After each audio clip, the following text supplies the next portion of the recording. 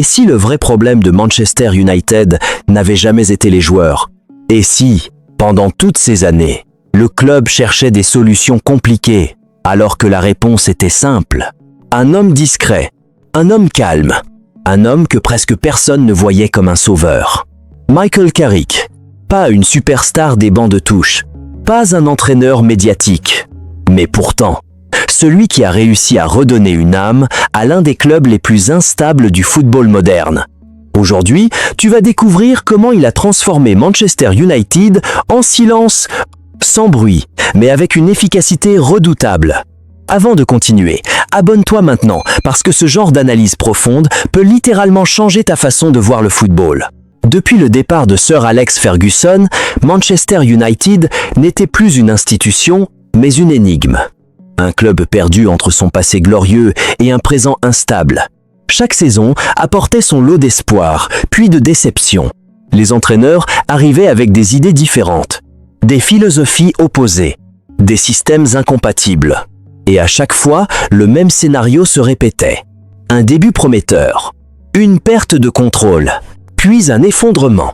Mais le plus inquiétant, ce n'étaient pas les résultats. C'était l'absence totale d'identité. Sur le terrain, l'équipe semblait hésiter. Les joueurs ne savaient plus s'ils devaient presser haut, défendre bas, jouer vite ou contrôler le tempo. C'était un football sans direction, sans logique, sans repère. Et dans ce chaos, même les meilleurs joueurs perdaient leur niveau. Parce que le talent, sans structure, ne suffit jamais. Puis, en 2021, quelque chose de discret s'est produit. Michael Carrick prend temporairement les commandes. Pas de révolution, pas de discours grandiose. Mais sur le terrain, quelque chose change. L'équipe devient plus compacte, plus organisée, plus intelligente. Face à des entraîneurs expérimentés, Carrick ne panique pas. Il ajuste. Il lit le jeu. Il prend des décisions simples, mais justes. Et même si cette période est courte, elle laisse une impression forte. Celle d'un homme qui comprend vraiment le football. Et surtout, qui comprend Manchester United. Mais à ce moment-là, personne n'imagine encore qu'il deviendra la solution. Quand Michael Carrick revient en 2026, il ne cherche pas à impressionner. Il cherche à corriger. Et sa première décision est symbolique. Il abandonne le système à 3 défenseurs. Un système trop complexe, mal adapté et surtout mal compris par les joueurs. À la place, il choisit un 4-2-3-1. Un système classique, mais parfaitement structuré. Et c'est là que son intelligence apparaît. Parce que Carrick ne veut pas inventer un football révolutionnaire. Il veut un football clair. Avec ce système, chaque joueur comprend immédiatement son rôle. Les 2 milieux défensifs protègent la défense. Le numéro 10 organise le jeu. Les ailiers apportent la largeur et la vitesse. L'attaquant devient un point de fixation. Tout devient logique. Mais surtout, tout devient cohérent. Et cette clarté change tout. Passes deviennent plus rapides. Les déplacements plus intelligents. Les attaques plus fluides. Même la défense devient plus solide. Non pas parce que les joueurs sont meilleurs, mais parce qu'ils sont mieux organisés. Carrick simplifie le jeu. Et en simplifiant le jeu, il libère ses joueurs. Et ça, c'est une leçon que beaucoup d'entraîneurs oublient aujourd'hui. Mais le vrai génie de Carrick ne se voit pas uniquement sur le terrain. Il se cache dans les détails, dans les regards, dans les attitudes, dans l'énergie du vestiaire. Parce qu'avant lui, Manchester United n'était pas seulement une équipe en difficulté. C'était un groupe fragilisé. Certains joueurs doutaient, d'autres étaient frustrés. Et certains avaient même perdu toute motivation. Et dans ce contexte, beaucoup d'entraîneurs auraient choisi la confrontation. Mais pas Carrick. Lui choisit le calme. Il ne crie pas. Il ne humilie pas. Il ne crée pas de tension inutile. Il installe un climat de respect. Et surtout, de confiance. En tant qu'ancien joueur du club, il connaît cette pression unique. Il sait ce que signifie porter ce maillot. Il comprend les critiques, les attentes, les doutes, et au lieu de les ignorer, il les transforme en force. Petit à petit, les joueurs commencent à se sentir mieux.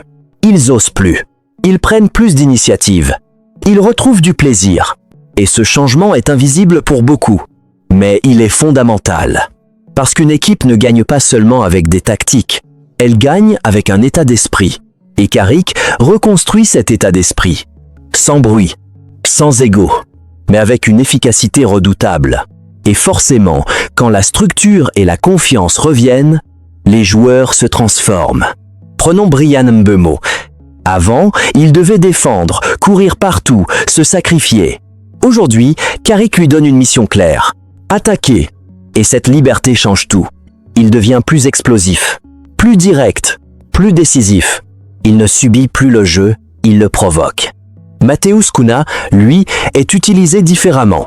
Carrick comprend qu'il n'est pas un joueur constant sur 90 minutes, mais il est capable de changer un match en quelques instants.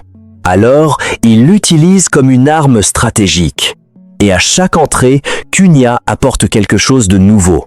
Du mouvement, de l'imprévisibilité, du danger. Bruno Fernandes, lui, retrouve enfin son rôle naturel. Pendant longtemps, il était utilisé de manière confuse. Trop bas, trop isolé, trop limité. Carrick le replace au cœur du jeu, avec une protection derrière lui. Et là, tout redevient logique. Bruno crée, Bruno dirige, Bruno décide. Et Manchester United retrouve un cerveau. Enfin, Benjamin Sesko. Au début, il doute. Il manque de précision. Il semble perdu. Mais Carrick ne le critique pas. Il l'accompagne. Il travaille ses déplacements, sa lecture du jeu, son positionnement. Et progressivement, tout change. Ses appels deviennent plus intelligents. Ses choix plus rapides. Ses actions plus efficaces.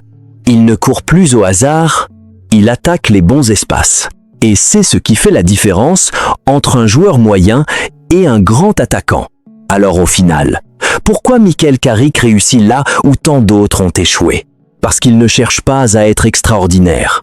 Il cherche à être juste. Il ne complique pas. Il clarifie. Il ne force pas. Il adapte.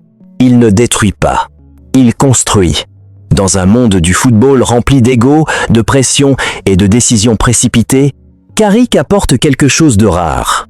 De la stabilité, de la lucidité et une vision cohérente. Il comprend que le succès ne vient pas d'un moment spectaculaire, mais d'un travail constant, d'un équilibre fragile mais maîtrisé. Et surtout, il comprend que le football est un jeu humain, un jeu d'émotion, un jeu de confiance, un jeu de compréhension. Michael Carrick nous rappelle une chose essentielle. Le vrai pouvoir ne fait pas de bruit. Il n'a pas révolutionné le football. Il n'a pas inventé un nouveau système. Mais il a fait quelque chose de bien plus difficile. Il a redonné une identité à un club qu'il avait perdu. Et parfois, c'est exactement ce dont une équipe a besoin. Si tu veux voir plus d'analyses comme celle-ci, abonne-toi maintenant. Parce que certaines histoires méritent d'être racontées. Et celle-ci ne fait que commencer.